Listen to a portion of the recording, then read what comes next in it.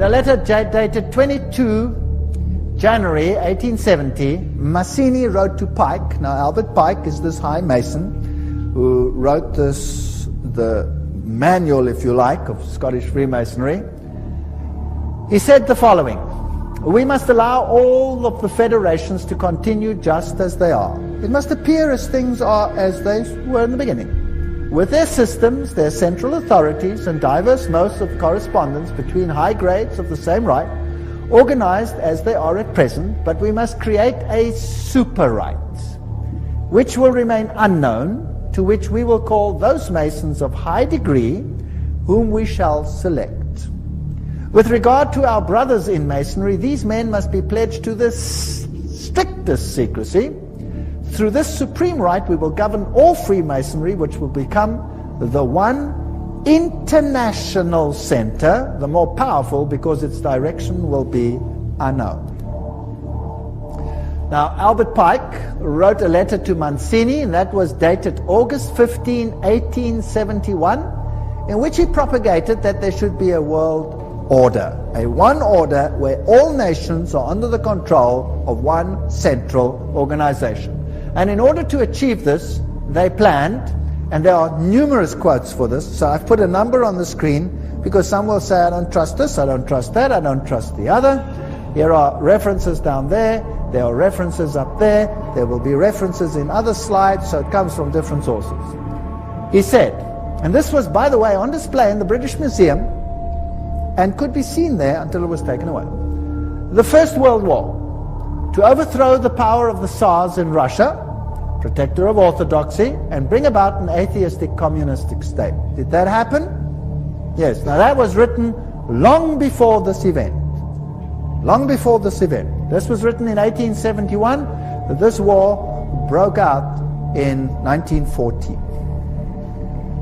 The Second World War, that's also written long before the event. To originate between Great Britain and Germany, to strengthen communism as antithesis to the Judeo-Christian culture, and bring about a Zionist state in Israel.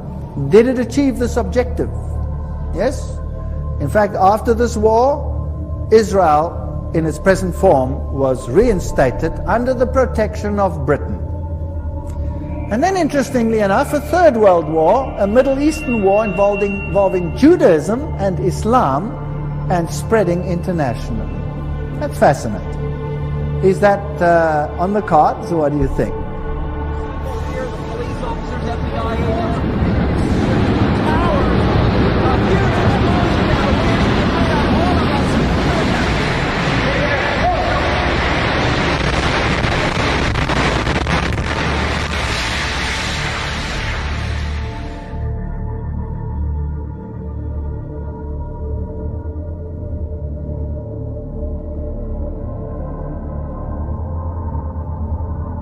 Certainly sounds like we are on track.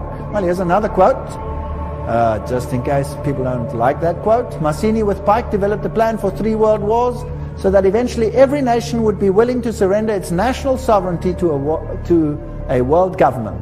The first war was to end the Tsarist regime in Russia, the second to allow the Soviet Union to control Europe, the Third World War was to be in the Middle East between Muslim and Jews and would result in Armageddon. Interesting. Now, how were they going to do it? Let's read what Albert Pike wrote about these wars and how they were going to be unleashed. He wrote, quote, "We shall unleash the nihilist and the atheist," so the destroyer and the atheist, "and we will provoke a formidable social cataclysm which in its horror will show clearly to the nations the effect of absolute atheism. Origin of savagery and the most bloody turmoil. Then everywhere the citizens obliged to defend themselves against the minority of revolutionaries will exterminate these destroyers of civilization, and the multitude, disillusioned with Christianity, will receive the pure light through the universal manifestation of the pure doctrine of Lucifer. The destruction of Christianity and atheism, both conquered and exterminated at the same time." Wow, what a clever plan. So you rub the two systems which you create up against the other. You create atheism, as an antithesis to the Judeo-Christian culture. You have these two clash until they rub each other up, and then out of that you will get a new world order where you have a new religion which is far more esoteric and actually honors Satan. Isn't that a rather clever plan? Well, it's very successful. That is why Ordo ab Cao is the verse, if you like, that Freemasonry uses. This is one of their documents, remember, that I photographed in a Masonic lodge.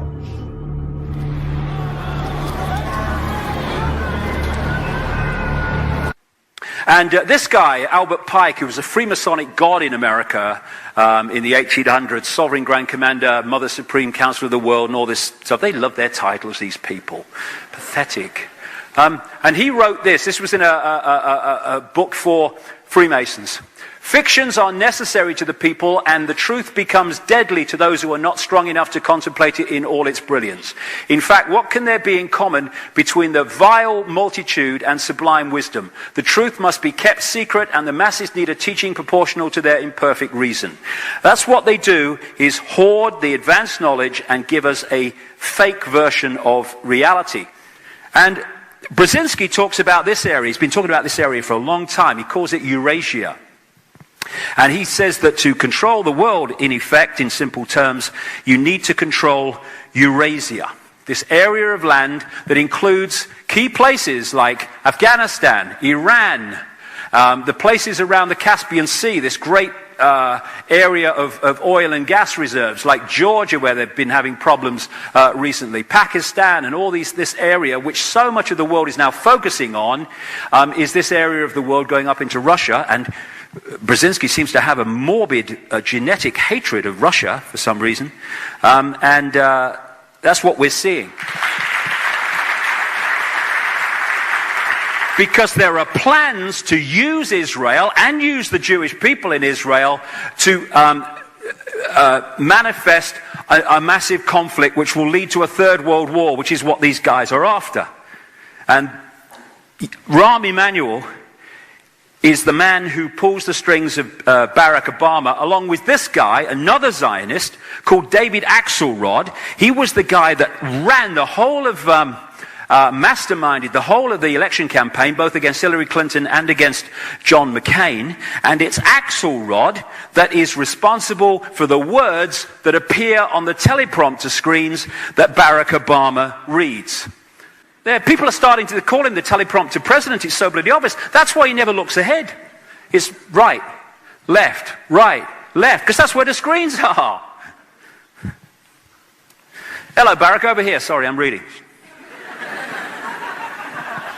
And this is why you're getting the policy of Obama saying Palestinian refugees belong to their own state and do not have a literal right to return to Israel. He's talking about the people who fled, 800,000 of them, at the time of the bombing Israel into existence in 1948, and have never allowed to come back to their own land. People forget about this.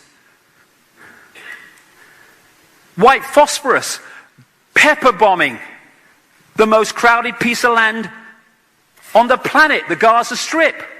We don't target civilians, we just bomb where they live. Unbelievable. We're just protecting ourselves. No, it's a slaughter.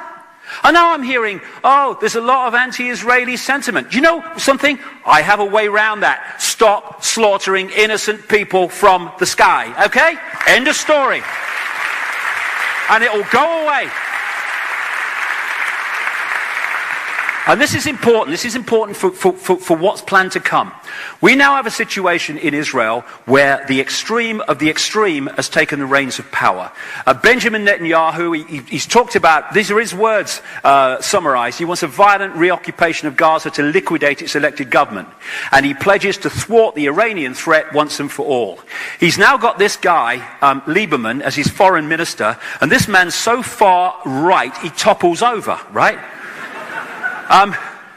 And he's got Barak as the defense minister in this new government, and he was defense minister that oversaw the pepper bombing of the Gaza Strip. And this is Martin van Creveld. He's a well-known historian in Israel, and this is what he said publicly. We possess several hundred atomic warheads and rockets and can launch them at targets in all directions, perhaps even at Rome. Most European capitals are targets for our Air Force. We have the capability to take the world down with us, and I can assure you that that will happen before Israel goes under. They have a policy of not saying if they've got nuclear weapons or they haven't. They just don't talk about it. And a guy called Mordechai Vanunu, a wonderful Israeli man, went to jail for, I think it was 18 years, for exposing the fact publicly that they did have nuclear weapons. And now we've got this thing, oh, Iran's going to have nuclear weapons. What? The idea, and we're seeing it almost complete now, from the start, was to drive out the Palestinian people, not be at one with them, not share power with them, not share the land with them. The green bits are Palestinian land over the period of time up to the year 2000, and it's gone on since then, as illegal settlements are put in Palestinian land. And one of the people that lives in an illegal settlement is Lieberman. As an Australian newspaper said this week, he must be the only foreign minister in the world who doesn't actually live within the borders of his own country. And the Middle East policy in Obama's administration is by Bilderberg, George Mitchell, Bilderberg, Council on Foreign Relations, by the notorious little Kissinger, Richard Holbrooke, who played a major part in breaking up the former Yugoslavia in wars, etc., so it could be absorbed into NATO and the European Union, which it is being now. He's Bilderberg Group, Council on Foreign Relations, Trilateral Commission. He's now in charge of Pakistan-Afghanistan policy. And this man, who is an arch-Zionist called Dennis Ross, he's now in charge of Iran policy. What it's building to is an effort, and Brzezinski is behind this among many others, to create a conflict out of the Middle East and in this area we're looking at, to bring about a third world war. And the third world war will be, and this was been written about in the past, that there were going to be 3 world wars to bring this new world order into being. A war that would finish off the superpowers and bring the whole world under the control of a world government, which will then dictate to every country.